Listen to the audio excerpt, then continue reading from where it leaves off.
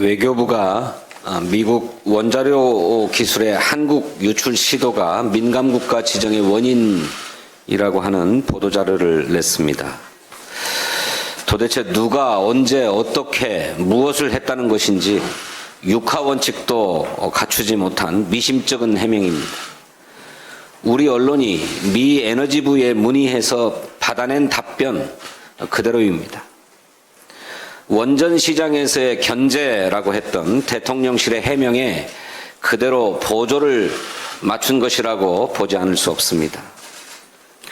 미국 에너지부는 단일 사건을 이유로 민감국가 지정을 하지는 않는다고 합니다. 비슷한 보안 문제가 누적돼 있거나 혹은 다른 결정적 사유가 있을 가능성을 배제하기 어렵습니다. 미국 내의 전문가들도 이번 조치의 원인으로 윤석열과 여당 정치인들의 핵무장론을 지목했습니다. 비상계엄에 동원된 한국군의 이동을 미 정부가 사전에 통보받지 못한 것에 대한 반발이다라고 하는 해석도 있습니다.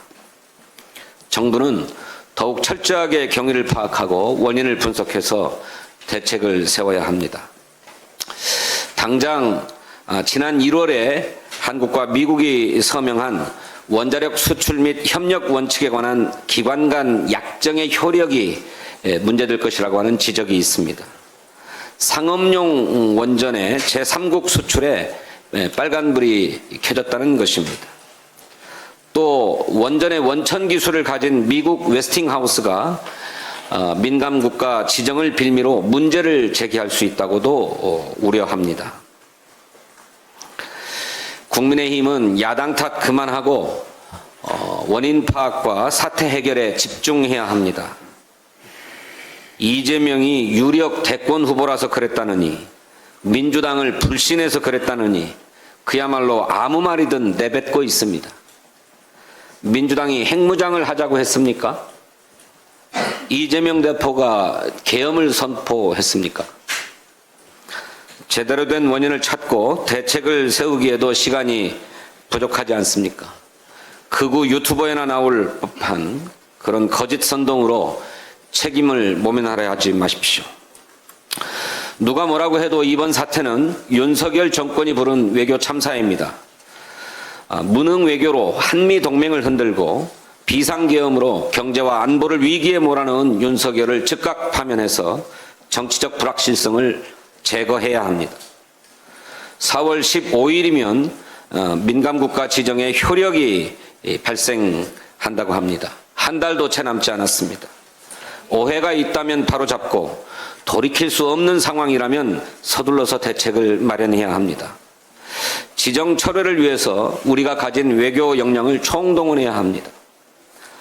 민주당은 미국의 민감국가 지정 철회를 촉구하는 국회 결의안을 검토하고 있습니다. 또 외교통일위원회, 산업자원위원회, 정보위원회 등 관련 상임위원회를 즉각 소집함은 물론 본회의에 긴급 현안 질문도 추진하겠습니다.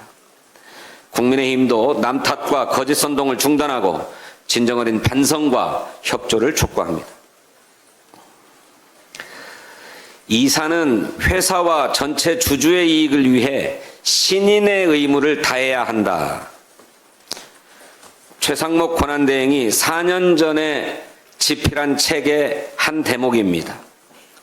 선관주의 의무와 충실 의무를 위반한 이사와 이를 지시한 지배주주, 비지배주주에게도 법적 책임을 묻도록 상법상 관련 제도의 실효성을 높이자고도 썼습니다. 이사의 의무에 선량한 관리자의 의무를 추가하고 법적 책임까지도 묻자 했던 것입니다.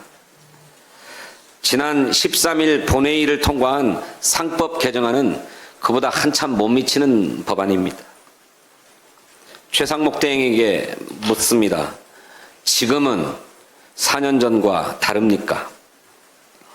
상법 개정안은 우리의 후진적 기업 지배 구조를 개선하고 1,400만 개미 투자자를 보호하기 위한 법입니다.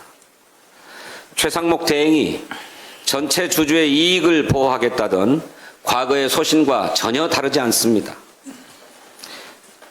최상목 대행은 작년 2월 윤석열 정부 임기 내내 자본시장 선진화를 중점 과제로 삼아 상법 개정을 추진하겠다고도 했습니다.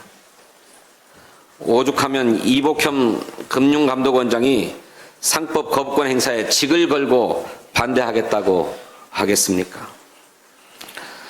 거부권 대행, 내란 대행이라는 오명을 씻을 절호의 기회입니다. 임기 80일 만에 최상목 대행은 8건의 거부권을 행사했습니다. 평균 열흘에 한 번 꼴입니다. 윤석열이 직무정지 전 31개월 동안 25차례 거부권을 행사했으니까 가히 헌정사에 남을 만한 역대급 거부권 남발이 아닐 수 없습니다. 내란 특검법 2회, 김건희 특검법, 명태균 특검법은 물론 지방교육교부금법, 초중등교육법 등 민생 입법들도 죄다 거부했습니다. 제발 내란 대행 노릇을 그만두고 국회가 통과시킨 민생 법안을 수용하십시오. 상법 개정안을 즉각 수용하고 공포할 것을 촉구합니다.